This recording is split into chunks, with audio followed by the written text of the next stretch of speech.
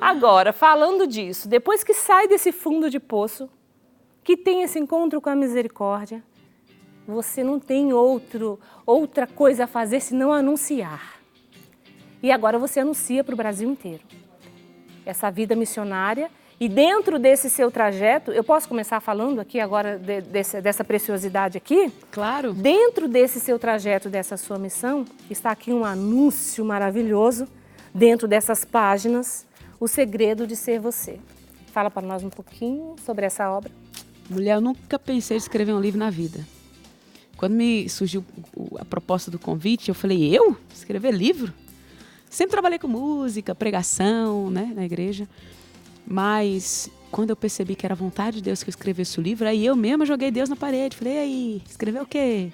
O cachorro morreu na esquina? Não vai dar, né? O que nós vamos falar? E aí, um dia saindo da Santa Missa, eu comunguei na intenção deste livro e pedi, Senhor, me dá uma direção. E quando eu saí da missa na catedral, eu fui a pé para o convento, fui a pé para casa.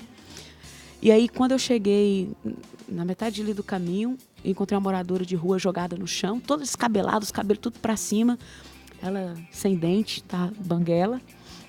E de repente aquela mulher grita lá do chão e fala assim, freira, dá uma roupa dessa aí para mim. E eu olhei para ela, eu falei, ô filha, eu não posso te dar uma roupa dessa. Eu fiquei até sem graça, né, porque ela gritou no meio de todo mundo. E eu falei, eu não posso te dar. Aí, eu acho que envergonhada, eu tentei seguir o meu caminho, mas naquele exato momento eu comecei a ser bombardeada de vários questionamentos. De onde eu vou, eu conto essa história, e até conto essa história na introdução do livro, porque ela é importante para mim, para trazer para vocês o que realmente que Deus colocou no meu coração sobre esse livro. Começou a vir os questionamentos. Será que Deus tem preferência? Será que Deus teve misericórdia? Hoje nós falamos tanto de misericórdia. Será que Deus teve misericórdia de mim, mas e dela não? Por que ela está ali no chão? Eu estou aqui vestido um hábito, eu sou religiosa e aquela mulher está ali, nem dente tem. Nós não somos seres humanos? Nós não somos criaturas do mesmo Criador, do mesmo Deus? E aí esses questionamentos foram tão fortes e o Espírito Santo começou a colocar no meu coração. É isso que eu quero que você escreva. Sobre o segredo de ser humano. Nós somos seres imprevisíveis, diz Hannah Arendt, uma filósofa. Ou seja, será que nós somos frutos das nossas boas ou más escolhas? Será que eu tive oportunidades que aquela mulher não teve? O ser humano foi criado para quê? Quando o Criador pensou no ser humano. Então, esse livro traz justamente essa ideia de trazer o ser humano a essa descoberta da sua essência. E aí eu trago Tomás de Aquino, que diz que esse ser humano é aquele ser que tem inteligência, intus legere, que lê por dentro. Por quê? Porque tem razão. E o fato dele ter razão, ele é diferente dos animais e de todo o restante da criação, e ao mesmo tempo diferente dos anjos, que são só seres espirituais. Então, São Tomás de Aquino, citando Boécio, ele disse que o ser humano é a obra mais perfeita da criação de Deus. Sim. Mais perfeita, porque ele tem o que os anjos têm, e ele tem o que todo o restante tem, que é matéria. Então, o ser humano é corpo, alma e espírito. E animal racional, porque hoje, se você for pensar, o ser humano ele é condicionado a não pensar mais. A sociedade, a cultura, tudo quer manipular. Exatamente. Estamos vivendo uma descaracterização. É isso que me vem. Desumanização. Toda vez que eu rezo nesse sentido, né, do humano, nós vivemos uma descaracterização. Estamos nos descaracterizando, perdendo as características de Deus em nós. Justamente. Que não nos tornam espirituais, não. As características de Deus em nós que nos tornam humanos. Aquilo que Ele pensou pra gente. O ser humano ele quer ser humano em si mesmo. Na verdade, é uma idolatria, né? Sim. Que é, ou seja, um culto a si mesmo. Por quê? Aí entra no paradoxo, porque é o que eu trato já no começo desse livro. Hoje a gente fala tanto de depressão, suicídio. Gente, é 40 suicídios no Brasil por dia. São 40 pessoas que tiram a própria vida e jovens, hein? Muito jovens. Isso nos questiona, mas no mundo onde é tão científico, tão globalizado, tão comunicativo, no mundo onde se fala tanto de uma autoajuda, tanta terapia, Por que o ser humano está tão suicida, então? Por que o ser humano está tão depressivo e a depressão é a doença que vai mais matar até o ano que vem? É comprovado. Então é um paradoxo. Por quê? Porque o ser humano está buscando a força em si mesmo. O ser humano procurando essa, digamos assim, essa independência. Eu me basto. Basta eu pensar positivo, basta não ser... Não é por aí. Toda e qualquer terapia... Não estou falando que isso é errado. Eu estou dizendo que se isso não leva a Deus, a um encontro com o Criador, ela é manca. Quando se fala isso, nós estamos dizendo, você está em Deus. Qualquer outra coisa que você procure você não vai achar. E aí, o que acontece hoje de manhã? E eu vou dizer com essas palavras mesmo, estão brincando com as nossas emoções. Então, usando as suas emoções para vender livro, para vender, sei lá o quê, canal, para vender um monte de coisa errada. Virou economia. Economia. As suas emoções virou a base econômica de muitas pessoas. Com certeza. E não leva a você a ser uma pessoa plena. Porque se a suplantação em si mesmo fosse satisfatória ao homem, ele não estaria tão... As pesquisas não comprovariam o que a gente está vendo aí hoje. Então, há um paradoxo, tem uma coisa errada aí. Tem alguma coisa errada. Por isso que eu estou te falando, a gente precisa pensar. O ser humano hoje ele é condicionado a não pensar, a aceitar as coisas mastigadas. Até porque, e eu cito até neurociência nesse livro, porque pesquisas comprovam que pensar gasta energia. O ser humano não quer gastar energia. Exatamente. Ele prefere ir com a Maria, vai com as outras. Ou então, deixar as emoções tomar as decisões. E não só isso, né? Eu posso citar vários exemplos aqui. Quando a emoção... muitas vezes toma a decisão, ou seja, ela manipula a razão, aí há um descontrole no ser humano. Sim. Por exemplo, você pergunta para uma menina que namora um traficante, minha filha, o que você pensa da sua vida? Eu gosto dele. Eu gosto. Acabou. Eu me sinto tão bem perto dele. Ele é um gatinho.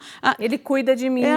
Ele me dá dinheiro. Tipo assim, não tem um raciocínio básico sobre as emoções que estão ordenando. Sim. E as emoções, elas precisam ser coordenadas pela razão. E aí é uma coisa muito séria que você está dizendo. Eu acho que esse livro ele vem responder, porque se as emoções estão coordenando, mas se as emoções estão doentes, como é que ela vai... As emoções, elas são como se fosse uma banca de sinuca com as bolas. Você precisa ter um condutor. A razão é o condutor que vai fazer com que aquela bola, para entrar no buraquinho, elas são desordenadas. Os nossos sentidos, eles são desordenados. Por exemplo, os animais, eles têm sentidos. Mas eles não têm a razão para ordenar os sentidos. Exatamente. Então, eu trato uma antropologia que é também baseada nisso, mas, sobretudo, sabe o que mais hoje o ser humano está precisando encontrar? Um sentido. Na dor. Porque quando eu olho para a vida dos santos, eu vejo homens e mulheres que sofreram, não diferente de você que está me assistindo agora, não diferente de mim, nem da Drica, todos nós sofremos. Só que a dor ela tem dois opostos, ou ela te condena ou ela te redime, ou ela te salva. Exatamente. Os santos tratavam a dor, o sofrimento como graça. Você consegue entender isso? Você tem que ler o livro para você entender isso. Está aqui, né? E eu quero dizer assim, esses dias eu conversava com o Fernando aqui, Fernando Nascimento, que não é porque você sofre que você tem garantia, mas eu sofri tanto, eu tenho garantia de céu. Não, porque às vezes o sofrimento pode te levar para o inferno, né? E aí aqui, irmã, falando para as mulheres abençoadas que estão lá em casa nos assistindo, esse livro vai também fazer com que você percorra esse caminho de autoconhecimento em Deus, né?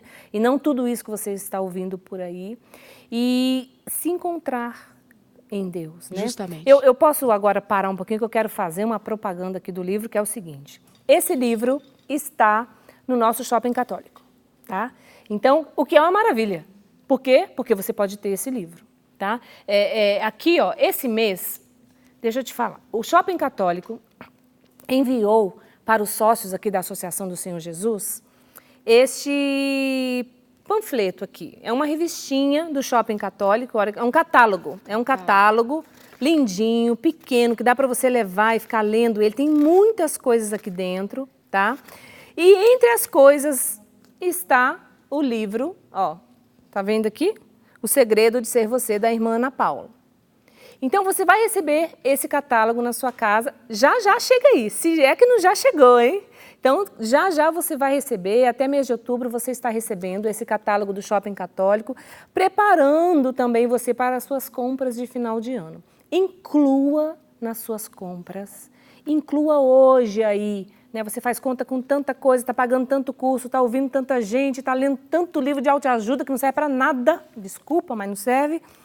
inclua na sua leitura aqui, ó, O Segredo de Ser Você Mesmo, da irmã Ana Paula, para você fazer esse caminho. Você pode também ligar para a gente aqui, tá? 19-3871-9620 é o telefone aqui do nosso call center, é o nosso telefone, o telefone mais amado aqui da nossa casa. Você liga e pede o seu livro da irmã Ana Paula. Ou acessa o shoppingcatólico.com.br. Desculpa, irmã, precisava aqui fazer isso, porque é um bem aqui que você está fazendo, né? Sim, sim. Para os tempos que estamos vivendo. É algo que, assim, eu estou muito feliz com isso, porque é de fato algo que eu estou trabalhando, que eu estou lendo, que eu estou vendo essa descaracterização, essa perda de ser humano, essa coisificação do ser humano e das mulheres, que segue qualquer coisa, que vai para qualquer lugar e acaba com depressão porque fica vazia. Não é mesmo? Porque procura o fundamento em si. Exatamente. E é interessante que quando a gente trata, por exemplo, não só como animal racional, mas eu trato esse livro também com a questão do lado espiritual, vamos supor, imagem e semelhança de Deus. Quando Deus criou o ser humano, ele olhou para si.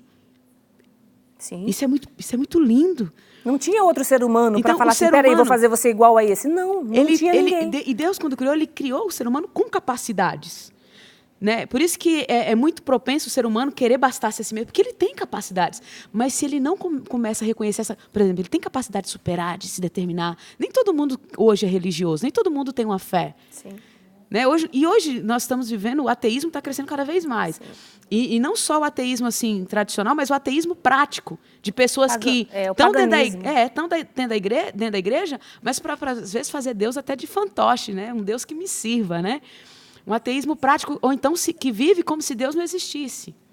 Eu acredito em Deus, mas ele lá no canto, que é um certo gnosticismo. Eu acredito no Deus da minha própria conveniência. Né? Que o próprio Papa Francisco está falando, né, trazendo certas heresias antigas para os tempos atuais, que está muito aí, claro, que é o gnosticismo, né?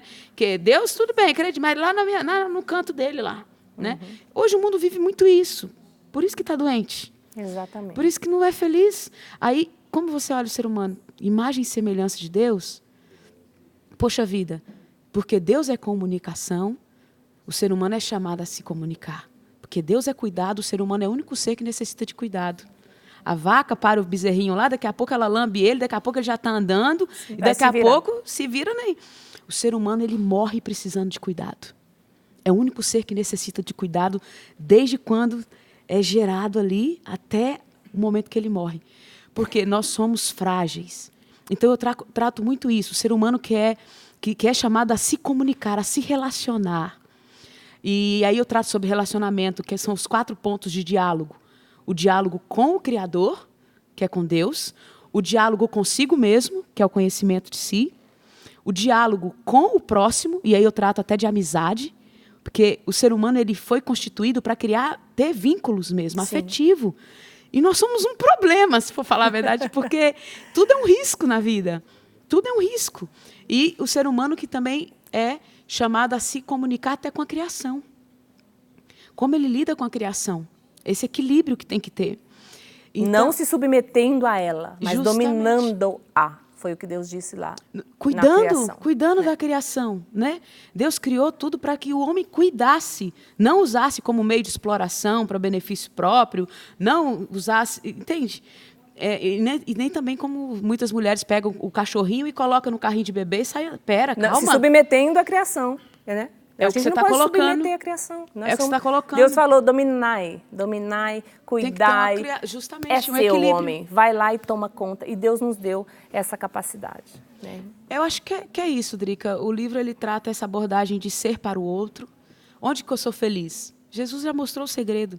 Jesus é o homem perfeito, onde a gente pode olhar e se espelhar.